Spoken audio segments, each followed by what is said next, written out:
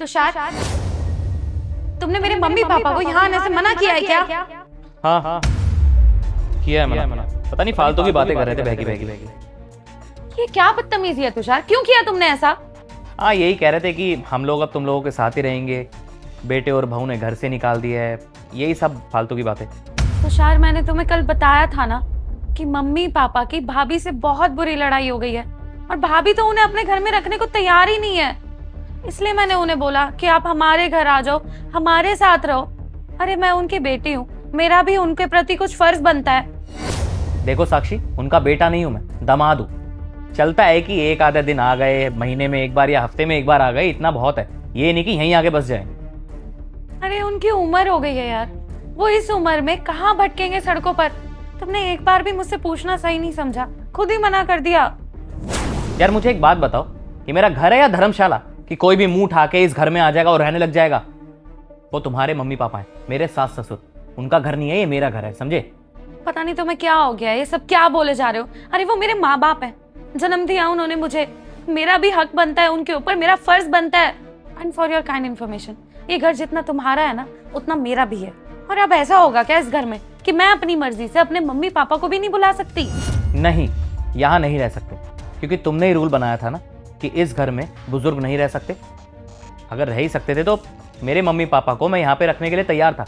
तुमने ही मना करा था ना कि वो यहाँ पे नहीं रह सकते, तो तुम्हारे माँ बाप भी यहाँ नहीं रह सकते। और फॉर योर काइंड इन्फॉर्मेशन, तुम्हारी वजह से साक्षी, आज मेरे मम्मी पापा ना गाँव में रह रहे हैं। तो शायद मैंने ऐसा कब कहा कि मैं इस घर में किसी भी बुजुर्ग को नहीं आने दूंगी, किसी को रहने नहीं दूंगी? वो सारी बातें सिर्फ तुम्हारी मम्मी के लिए थी। और तुम सोचो मेरे मम्मी पापा के बारे में, भाभी ने उनसे बहुत झगड़ा किया है, उनको बहुत परेशान किया और घर से बाहर निकाल दिया है। अब वो बेचारे कहाँ जाएंगे, इसलिए मैंने उन्हें अपने घर में बुलाया यहाँ पर। और बचपन से लेके आज तक वही थे ना जिन्होंने मुझे पढ़ाया लिखाया, बड़ा किया, सब कुछ किया। अब मेरी शादी भी तुमसे जल्दी हो गई थी, मैं उनके लिए कभी कुछ कर ही नहीं पाई, तो अब मुझे मौका मिला है तो अब तो करने दो। मेरी भी रिस्पॉन्सिबिलिटी बनती है उनके प्रति कुछ। अच्छा, तुम मेरी माँ के साथ नहीं रह सकती, लेकिन अपने मम्मी पापा दोनों के साथ रह सकती हो, राइट? तुम्हारी वजह से मैंने अपने मम्मी पापा को ना गांव में रखा था, और उसके थोड़े ही बाद मेरे पापा का देहांत हो गया। और आज मेरी ज़िंदगी में मेरे घर वालों के नाम पर सिर्फ एक मेरी माँ ही है मेरे पास। उनको भी मैंने अभी गाँव में रख रखा है सिर्फ और सिर्फ तुम्हारी वजह से।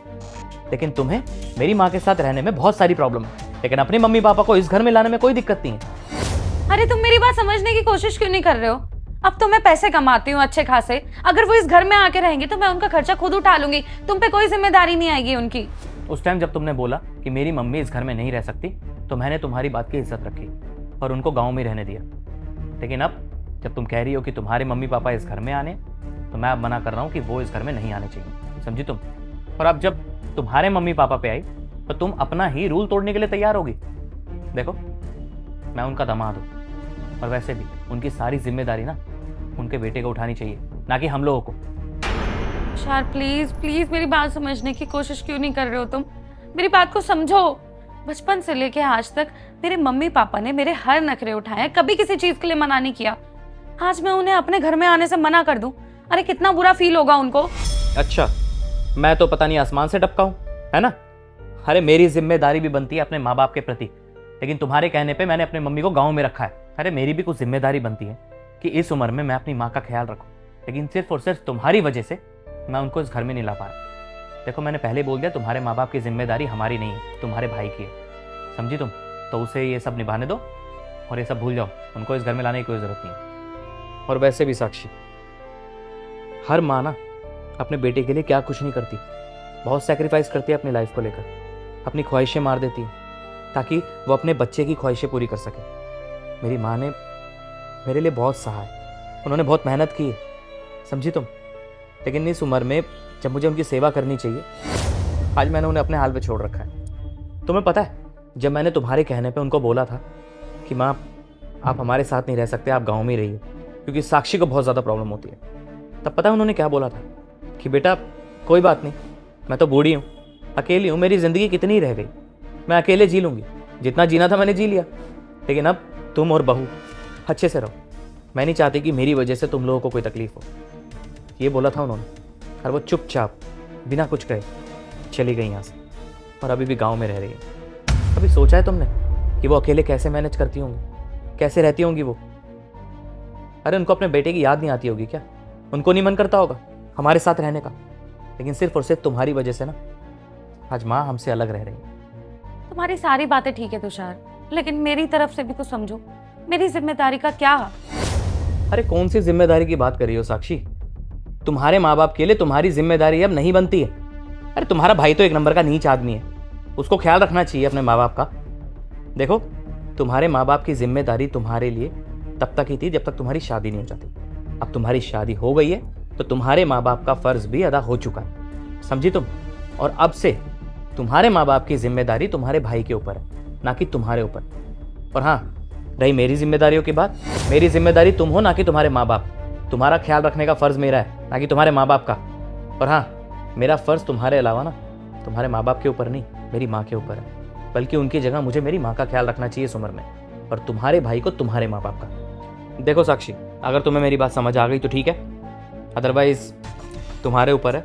तुम्हें मेरे साथ रहना है तो रहो, नहीं रहना तो मत रहो, जाके अपने माँ बाप के साथ रह सकती हो। और एक बात और, वैसे भी उनकी ज़्यादा उम्र हो चुकी है, अगर तुम्हारे भाई की बस की नहीं है ना तुम्हारे माँ बाप को पालना या उनका ख्याल रखना, तो मुझे बता दो, मेरी बहुत से वृद्धाश्रम में जान पहचान है, दान वगैरह देता रहता हूँ मैं किसी वृद्धाश्रम में बात कर लूँगा तुम्हारे माँ बाप के लिए, वो लोग रख लेंगे उन्हें, तुम उसकी टेंशन मत लो। कितनी बार मैं एक ही बात समझाऊं? इतनी देर से समझाने की कोशिश कर रही हूँ, तुम्हें क्यों समझ नहीं आ रहा? अरे मेरी भाभी ने मना कर दिया उन्हें अपने घर में रखने से, मेरा भाई क्या करेगा उस चीज में? अरे तुम क्या बकवास करे जा रही हो? मैंने बोला ना, तुम्हारे माँ बाप की जिम्मेदारी तुम्हारे भाई के ऊपर है, ना कि मेरे ऊपर। अपने फर्ज से तो तुम्हारा भाई भाग रहा है, ऊपर से तुम्हारे माँ बाप को मेरे गले बांधना चाहता है। और एक बात बताओ साक्षी, मेरे पास फालतू का पैसा आ रहा है क्या? अरे तुम्हें देखूं, इस घर को देखूं, अपना फ्यूचर देखूं, क्या क्या देखूं मैं? अब ऊपर से तुम्हारे माँ बाप को भी मैं ही देखूंगा।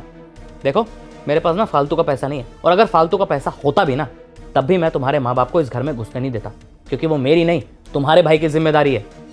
देखो मेरे भाई भाभी की शादी को ना 5 साल हो चुके हैं, इतने साल उन्होंने रख लिया ना अपने पास, अब हम उन्हें अपने घर पे रख लेते हैं 1-2 साल के लिए, उसके बाद देख लेंगे क्या करना है। 1-2 साल? अरे 1-2 साल क्या, मैं एक दिन भी नहीं रहने दूंगा उन बुढ़े बुढ़िया को इस घर में, समझी तुम? अरे एक आधे दिन आओ, 2-4 दिन रहो, बहुत है, चाय पानी पियो और निकलो यहाँ से। ये नहीं कि अपना बोरिया बिस्तर बांध के इसी घर में बस जाओ। धर्मशाला नहीं है, मेरा घर है ये। और मैंने ना पहले ही बोल दिया साक्षी, मेरे पास फ्री फंड का पैसा नहीं है तो तुम्हारे माँ बाप को भी मैं ही पालूं। जब मेरे माँ बाप की बात आ रही थी तो मैडम को प्राइवेसी चाहिए थी, अब जब तुम्हारे माँ बाप की बात आई है ना तो अब मुझे भी प्राइवेसी चाहिए। अपनी माँ को मुझे रखने नहीं दे रही हो और तुम्हारे माँ बाप को रखने की बात कर रही हो? अरे जाओ। देखो साक्षी, इस घर में सिर्फ हम दोनों के अलावा कोई नहीं रह सकता, तुम रहो या मैं रहूँगा, या आगे जाके हमारी होने वाली संतान, और कोई नहीं रह सकता इस घर में, समझी तुम? तुम्हारे माँ बाप तो बहुत दूर की बात है। और हाँ, रही बात प्राइवेसी की, तो अब मुझे प्राइवेसी चाहिए, मुझे बाहर का कोई भी तीसरा बंदा मेरे घर में नहीं चाहिए, समझी? तुमने ही रूल्स बनाए थे ना, तो अपने ही रूल्स तुम फॉलो करो, मेरे से बहस करने की ज़्यादा ज़रूरत नहीं है।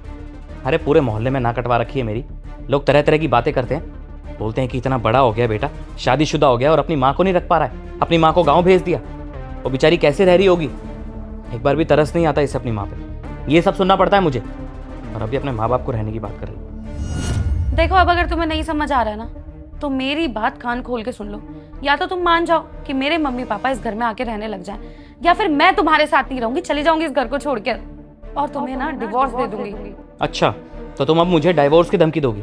एक काम करो, मुझे तो ऐसा लगता है कि तुमने ना मेरे से शादी करके बहुत बड़ी गलती करी। सही है, हम दोनों अलग ही हो जाते हैं, मुझे भी ऐसे रिश्ते में नहीं रहना जहाँ छोटी छोटी बातों पर डाइवोर्स बीच में आ जाए। अरे जब देखो हमेशा तलाक की बात करती रहती हो, मजाक बना के रखा हुआ है। जब तुम्हारा मूड बने तब मेरी माँ को घर से बाहर निकाल दो, जब तुम्हारा मूड करे अपने माँ बाप को इस घर में लाने की बात करो। काम करो, तुम ना डाइवोर्स दे ही दो, वही ठीक रहेगा, कम से कम इस मेंटल टॉर्चर से तो बचूंगा मैं। देखो मैं कोई मजाक नहीं कर रही हूँ, सीरियसली तुमसे बोल रही हूँ कि मैं तुम्हें डिवोर्स दे दूंगी। देखो साक्षी, मैं भी मजाक नहीं कर रहा हूँ, अगर तुम्हें सच में डाइवोर्स देना ही है ना तो बेझिझक दे दो, मुझे कोई दिक्कत नहीं है।